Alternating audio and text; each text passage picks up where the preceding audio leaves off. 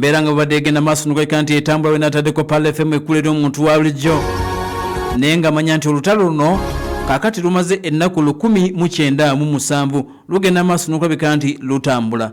Side eno ya Russia eya defense system bagamba nti balina drone 19 ez'abasajja bayitibwa aba Ukraine zabadde bagenze maaso nokulabika nti basindise munda mu nsi ya Russia. Omukutu oguyitibwa RIA Novosti n'oguyitibwa TASS bagenze maaso nokuba nti bakakasizza nti ministry eya defense bakakasizza nti wabadde obulumbaganya again obukoleddwa Ukraine zibadde 19 drone.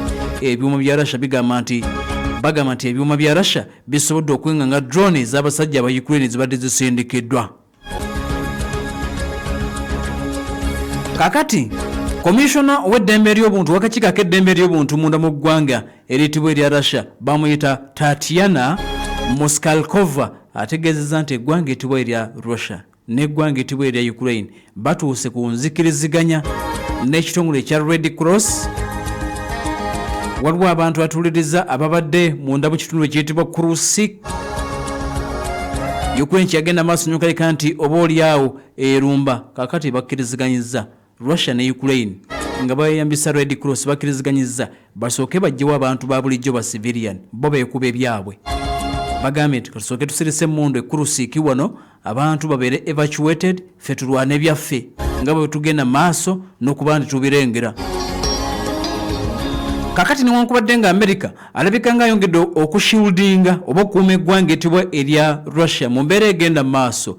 European Union Foreign Council of Ministers bayisizza package namba 16 kuteeka nnatte ku Russia.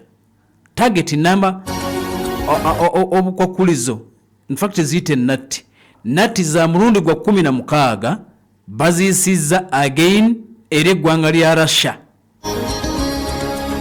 Era ku mulundi guno batagetinze cryptocurrency exchange naye atuliriza bagiwoze airlines eziwerako ziteekeddwa katuliriza natti mulundi gwa 16 rather mulundi gwa 16 nga bamuteekako natti. Bagamba nti bwe tunaamuteekako natti appetite y'okulumba banne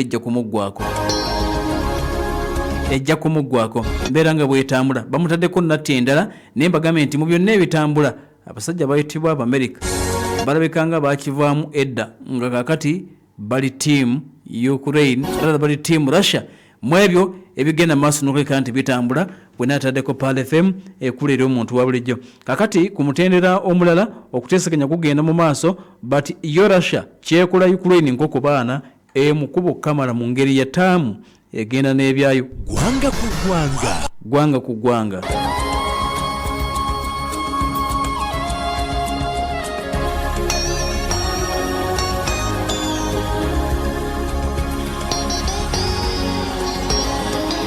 Kati bino atuliza tebiggwa malojja ebyoggwanga lya America n'abasajja bayitibwa aba Russia. Abamerika n'aba Russia gano gafune America azzeemu okulaga ekipower. Abamerika bazzeemu okulaga nti be ba super power yadde batudde n'omu Russia side eno balina bye bateesaako.